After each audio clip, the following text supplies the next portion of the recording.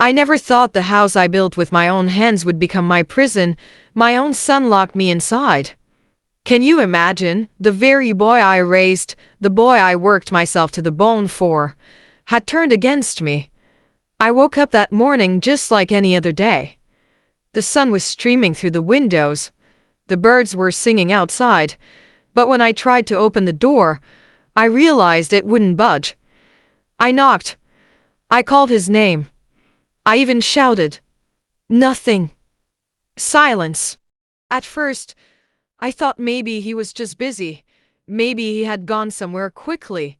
But as minutes turned into hours, I began to understand the truth. I was trapped in my own home, the home I had built with love and sacrifice for him. My heart sank. I felt a cold weight settle in my chest. The love I had poured into that house, into that boy, had turned against me. I didn't understand it. I couldn't. And yet there I was, locked inside, shaking, scared, and alone. Before I tell you what happened next, I need you to do something. Please like this video, subscribe, and share this story, and comment below if you've ever felt betrayed by someone you loved, because what I'm about to tell you will shock you, and it will make you question everything you think you know about love and family. I raised my son alone. I worked 2 jobs, cleaning houses during the day and sewing clothes at night, and often went to bed hungry so he could eat. Every penny I saved, every sacrifice I made, was for him. And this house, this beautiful house, I built it with my own hands, brick by brick. I wanted it to be more than walls and a roof. I wanted it to be a place of warmth, of laughter, a place where he would always feel safe, loved, and proud. I remember the day we moved in. His eyes sparkled as he ran from room to room, exploring every corner, climbing the stairs with joy. I couldn't stop smiling. That day, I felt like all the years of hard work, all the late nights, all the struggles, had finally paid off. We celebrated birthdays with homemade cakes and simple candles. On stormy nights, we sat together in the living room, sharing stories, comforting each other, laughing at silly things, crying when life felt heavy. I thought we were inseparable, my son and I against the world. And yet, even in those happiest moments, there were tiny cracks I didn't notice, small glances, brief hesitations in his smile, a distance I couldn't understand. I dismissed them as childhood moods, teenage rebellion, anything but what it truly was. Little did I know, everything I had built with love, every memory, every sacrifice, was about to be turned against me, and the very boy I had raised with so much care would one day lock me inside this house I built for him. As the years went by, I noticed a change in him, a subtle, unsettling change. He grew distant. The boy who once ran to hug me every morning now avoided my gaze. He seemed embarrassed by my old ways, the way I spoke, even the simple clothes I wore.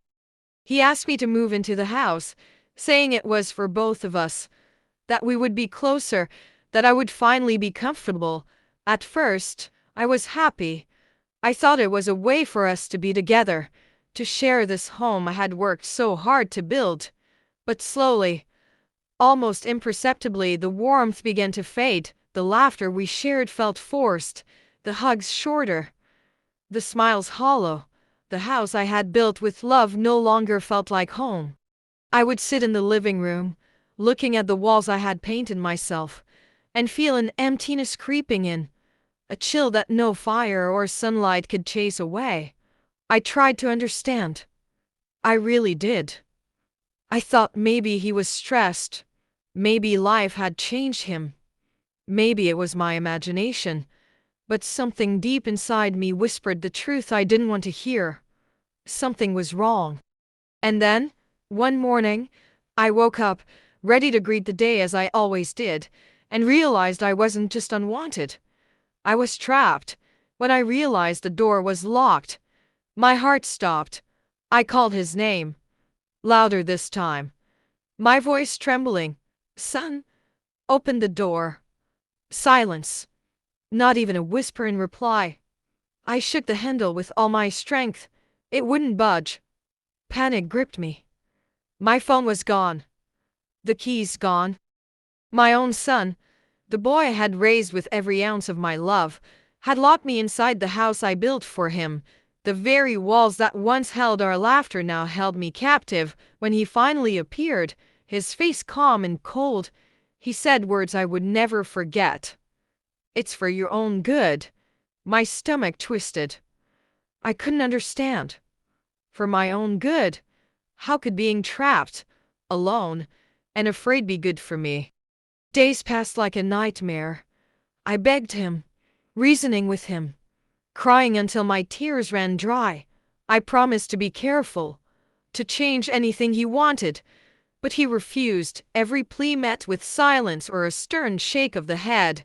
I wandered from room to room, clutching the walls I had painted, the chairs I had polished, the very house I had dreamed of, and realized with a sinking heart that my own son, the boy I had loved, protected, and sacrificed for, had become my captor.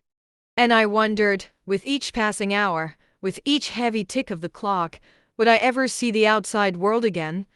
I sat by the window, my hands folded in my lap, staring out at the world I once knew. The birds still sang, the sun still rose, but everything felt distant, unreachable. I thought about the laughter we once shared, the birthdays we celebrated with homemade cakes, the tiny promises we made to each other, and my heart ached. I whispered prayers instead of curses. I prayed for his heart, for his soul, for the boy I had loved so fiercely, who now seemed so far away. I told God I still loved him, even after everything, even after feeling abandoned, betrayed, and trapped. Days bled into nights. The loneliness pressed on me, heavier than I could bear. I would clutch the walls, the furniture, anything that reminded me this was the house I had built with love. And I would cry quietly, wondering how the one person I had poured my entire life into could become the reason for my suffering. I realized something that stung deeper than the cold walls around me. Love doesn't always protect you from heartbreak. Sometimes, the ones you love most are the ones who hurt you the deepest. And just when I thought all hope was lost, when I felt like I would be trapped forever in my own despair, something unexpected happened. Just when I had almost lost hope, a kind neighbor noticed that the curtains hadn't moved for days. She knocked, and when I answered, tears ran down my cheeks. I told her everything. How my own son had locked me inside the house I built for him. She didn't scold me or question me, she simply helped me out, guiding me through the door I had once feared would never open again. For the first time in what felt like an eternity, I breathed the air of freedom. The sun felt warmer, the wind gentler, and yet my heart ached for the house I had built with so much love. I moved away, leaving behind the walls, the rooms, the memories, and yes, even the son I had sacrificed everything for. I learned a lesson that no amount of sorrow or tears could ever erase. Sometimes, the ones you love most hurt you deepest, and sometimes, real love doesn't mean holding on.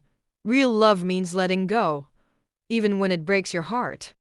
I carry the memory of that house, that love, and that betrayal with me every day, but I also carry the knowledge that I survived, and that my heart, though scarred, can still feel, still hope, and still love. If this story touched your heart, please like, share, and subscribe. And I want to hear from you. Tell me in the comments, have you ever been betrayed by someone you loved? I would love to read your stories, because we all have lessons hidden in our pain. Thank you for listening, for letting me share my heart with you. And remember, love doesn't always mean they'll stay, but it always teaches us something. Sometimes it teaches patience, sometimes forgiveness, and sometimes the courage to let go. Don't forget to like and subscribe.